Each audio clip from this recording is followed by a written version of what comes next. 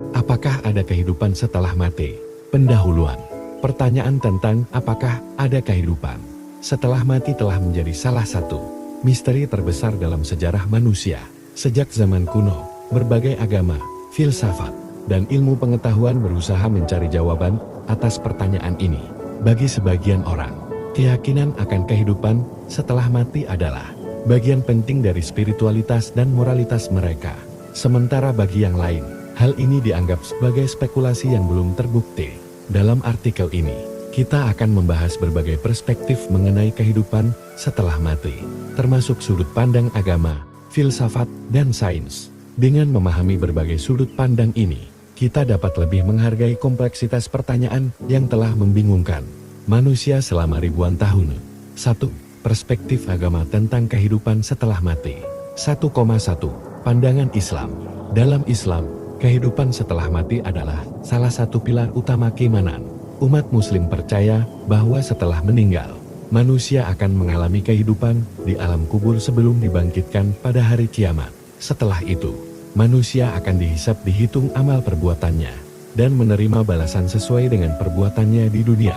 Surga Jannat, tempat bagi orang-orang yang beriman dan beramal saleh, yang digambarkan sebagai tempat penuh kebahagiaan dan kenikmatan abadi. Neraka Jahanam, tempat bagi mereka yang ingkar dan berdosa, yang digambarkan sebagai tempat penuh siksaan dan penderitaan. Islam mengajarkan bahwa kehidupan dunia hanyalah ujian sementara, sementara kehidupan setelah mati adalah kehidupan yang sesungguhnya dan abadi. 1,2 Pandangan Kristen. Kekristenan juga mengajarkan bahwa ada kehidupan setelah mati. Umat Kristen percaya pada kebangkitan tubuh dan penghakiman terakhir. Dalam Alkitab, Yesus Kristus menjanjikan kehidupan kekal bagi mereka yang percaya kepadanya. Surga, tempat di mana orang-orang yang percaya akan hidup dalam kedamaian dan kebahagiaan bersama Tuhan. Neraka, tempat hukuman bagi mereka yang menolak Tuhan dan hidup dalam dosa. Kristen Katolik juga memiliki konsep api penyucian purgatori, tempat penyucian bagi jiwa sebelum masuk ke surga. 1,3 Pandangan Hindu. Dalam Hinduisme, konsep kehidupan setelah mati terkait erat dengan reinkarnasi atau samsara. Jiwa manusia dianggap abadi dan akan lahir kembali dalam bentuk kehidupan yang berbeda tergantung pada karma, perbuatan baik atau buruk. Tujuan akhir dalam ajaran Hindu adalah mencapai moksha, yaitu kebebasan dari siklus kelahiran dan kematian, sehingga jiwa dapat bersatu dengan Brahman realitas tertinggi. 1,4 Pandangan Buddha. Buddhisme juga mengajarkan reinkarnasi, tetapi tanpa konsep jiwa yang tetap. Menurut ajaran Buddha, kehidupan setelah mati ditentukan oleh karma seseorang. Jika seseorang menjalani kehidupan yang penuh kebajikan, maka kelahiran berikutnya akan lebih baik, dan sebaliknya. Tujuan utama dalam Buddhisme adalah mencapai nirwana, yaitu keadaan bebas dari penderitaan dan siklus kelahiran kembali. 1,5 Pandangan agama-agama lain. Yudaisme memiliki berbagai pandangan tentang kehidupan setelah mati, termasuk konsep dunia yang akan datang ulam haba dan kebangkitan orang mati. Kepercayaan tradisional di berbagai budaya, seperti animisme dan kepercayaan suku, seringkali memiliki konsep roh leluhur yang tetap ada di dunia setelah kematian. 2. Perspektif filsafat tentang kehidupan setelah mati. 2,1 Pandangan dualisme. Filsuf seperti Plato berpendapat bahwa tubuh dan jiwa adalah dua entitas yang terpisah.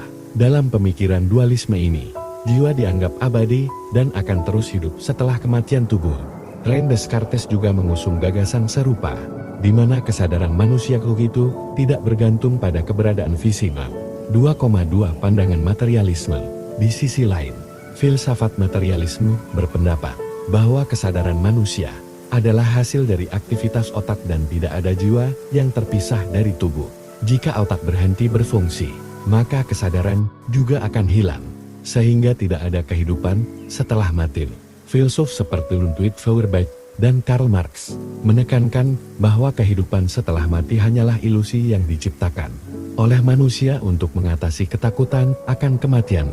2,3 Pandangan eksistensialisme. Jean-Paul Sartre dan Albert Camus berpendapat bahwa kehidupan tidak memiliki makna bawaan dan manusia harus menciptakan makna sendiri selama hidupnya. Dalam pandangan ini, tidak ada kehidupan setelah mati.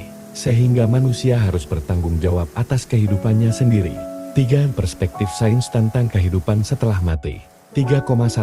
Neurosains dan kesadaran. Ilmu saraf menunjukkan bahwa kesadaran manusia bergantung pada aktivitas otak. Ketika seseorang meninggal, aktivitas otak berhenti, yang berarti kesadaran pun hilang. Namun, beberapa penelitian tentang pengalaman mendekati kematian near-death experience menunjukkan bahwa beberapa orang mengalami sensasi seperti melihat cahaya terang atau merasakan kedamaian. Meskipun fenomena ini menarik, sains belum bisa membuktikan bahwa itu adalah bukti kehidupan setelah mati. 3,2. Teori kuantum dan kesadaran. Beberapa fisikawan spekulatif, seperti Roger Penrose, berpendapat bahwa kesadaran mungkin memiliki hubungan dengan mekanika kuantum. Jika benar, maka mungkin ada aspek kesadaran yang bisa bertahan setelah kematian. Meskipun teori ini masih dalam tahap awal dan belum terbukti. 3,3. Perspektif biologis. Dari sudut pandang evolusi dan biologi, kehidupan setelah mati tidak memiliki dasar ilmiah. Setelah seseorang meninggal, tubuhnya mengalami dekomposisi, dan tidak ada bukti bahwa kesadaran dapat bertahan di luar tubuh biologisnya. 4. Kesimpulan, apakah ada kehidupan setelah mati?